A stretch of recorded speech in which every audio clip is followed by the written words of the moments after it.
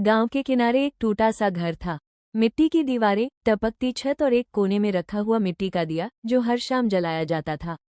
उस घर में रहती थी सीमा, एक साधारण सी लड़की, लेकिन उसकी आंखों में असाधारण सपने थे। सीमा के पिता नहीं थे, माँ बीमार रहती थी। दिन भर सीमा खेतों में मजदूरी करती, लोगों के घरों में झाड़ू पोछा लगाती और रात को माँ के सिरहाने बैठकर उनके लिए दवा गिनती। जब पूरा गांव सो जाता तब सीमा अपनी फटी कॉपी खोलकर पढ़ती।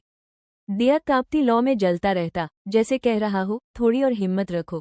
कभी कभी सीमा की आंखों से आंसू गिरते और कॉपी भीग जाती।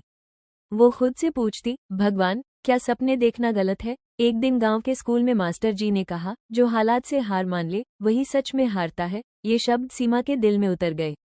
उसी दिन उसने ठान लिया, चाहे कुछ भी हो जाए मैं पढ़ूंगी, मैं हार नहीं मानूंगी। लेकिन जिंदगी आसान कहाँ होती है। माँ की तबीयत और बिगड़ गई। अस्पताल ले जाने के पैसे नहीं थे।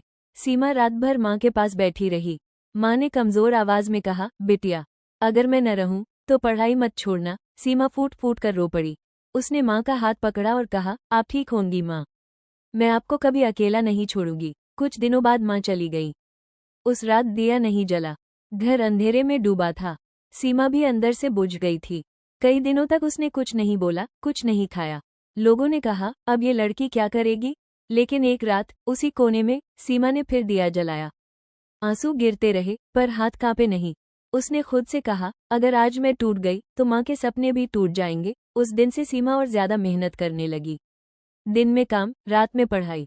शरीर थक जाता पर आत्मा मजबूत होती गई। कई बार रिजल्ट खराब आया, कई बार लोगों ने मजाक उड़ाया। इतनी गरीब लड़की और सपने बड़े। सीमा बस मुस्कुरा देती। सालों बाद उसी गांव में एक कार्यक्रम था। लोग इकट्ठा थे। मंच पर एक महिला खड़ी थी, साफ साड़ी, आत्मविश्वास से भरी आंखें। उसने माइक पकड़ा और कहा, मैं इसी गांव की सीमा हूं। लोग चौंक गए। जिस घर में कभी दिया जलता था आज वहां उजाला है। क्योंकि मैंने हार नहीं मानी,